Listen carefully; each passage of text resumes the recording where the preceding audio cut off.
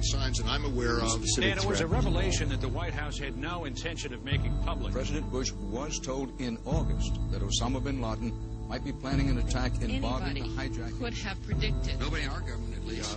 August 6th, PDD. I believe the title was Bin Laden determined to attack inside the United States. 70% of family members' questions were never answered during the 9/11 Commission report. Hamilton and Thomas Keane said they were set up to fail. I mean, I'm a member of the commission. It's a scam. It's absolutely disgusting. The questions, Mr. President. The questions.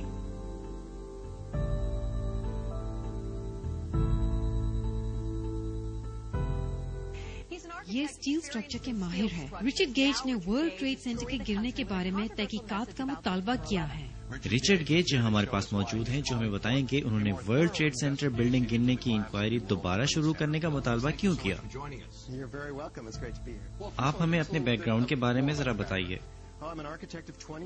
میں 20 سال سے architect ہوں اور American institute of architects کا ممبر ہوں اور میں steel فرم والی فائر پروفنگ عمارتوں کی اسٹڈی کر رہا ہوں.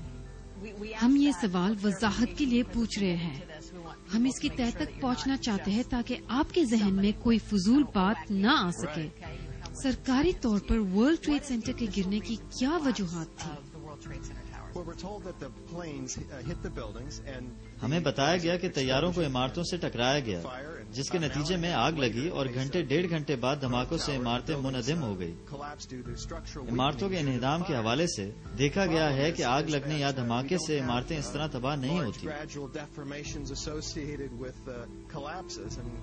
کیونکہ ان میں اسٹیل کے فریم موجود ہوتے ہیں. جڑواں ٹاور اور ایک نزدیکی بلند عمارت کے انہدام کے بارے میں جو شواہد ملے ہیں ان سے ظاہر ہوتا ہے کہ انہیں کنٹرول طریقے سے تباہ کیا گیا تھا.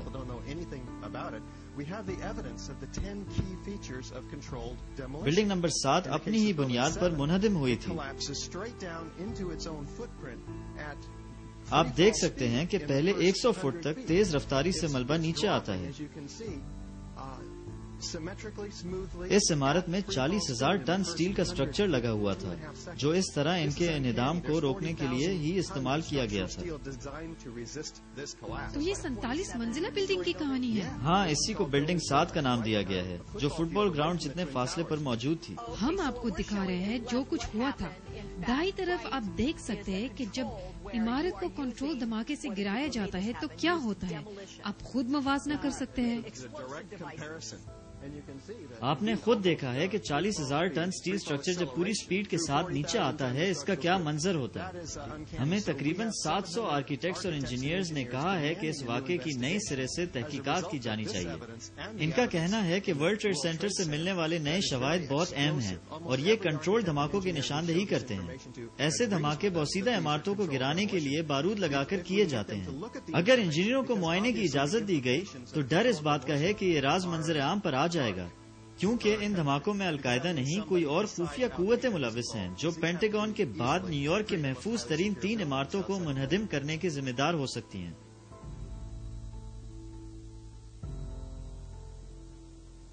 سب سے پہلے آپ ایک مسئلہ پیدا کرتے ہیں اور اس کا ذمہ دار کسی اور کو ٹھہراتے ہیں.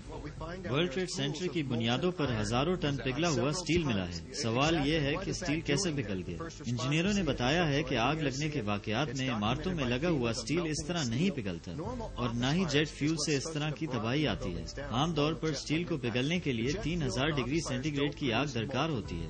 یہاں پر ہمیں جو شواہد ملے ہیں ان سے ظاہر ہوتا ہے کہ ورلڈ ٹریڈ سینٹر کی آگ 1400 سے لے کر 1600 ڈگری سینٹی گریڈ تک تھی. اب سوال یہ اٹھتا ہے کہ ان عمارتوں میں موجود اسٹیل کو اس طرح کیسے پگھلایا گیا. ماہرین کے مطابق اتنی بڑی مقدار میں اسٹیل کو پگھلانے کے لیے تھرمائٹ نامی کیمیکل استعمال کیا گیا.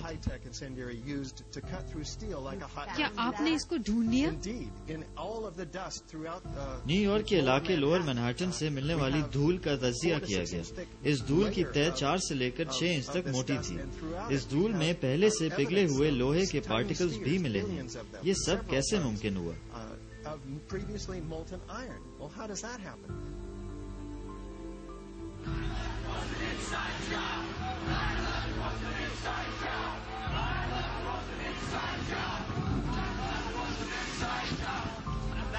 اس وقت جن لوگوں نے خفیہ طریقے سے مسئلہ پیدا کیا تھا اور اس کی ذمہ داری کسی اور پر ڈال دی تھی، انہی لوگوں نے رد عمل کا تجزیہ بھی کیا اور خود ہی اپنے پیدا کیے ہوئے مسئلے کا حل بھی پیش کر دیا۔ کیا یہ پتہ نہیں چل سکتا کہ دشمن نے پہلے ان عمارتوں کو آگ بھڑکانے والا کیمیکل لگایا ہو اور بعد میں یہ واقعہ رونما ہوا ہو؟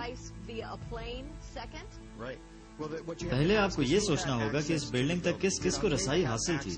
کیا القاعدہ کو اس قدر محفوظ عمارتوں تک رسائی حاصل تھی؟ غالباً نہیں۔ کیا القاعدہ کو پیچیدہ اور خطرناک قسم کے کیمیکل تک رسائی تھی؟ غالباً نہیں۔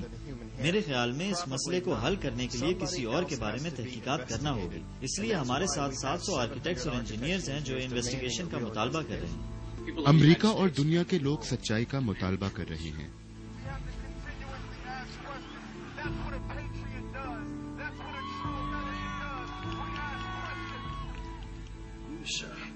سر، آپ کے پاس قوت بھی ہے اور آپ کی ذمہ داری بھی ہے کہ آپ 9/11 اور اس کے بعد کے حالات جاننے کے لیے کانگریس کی انکوائری کا آغاز کریں۔ ہمیں تو ہمارا ملک واپس چاہیے۔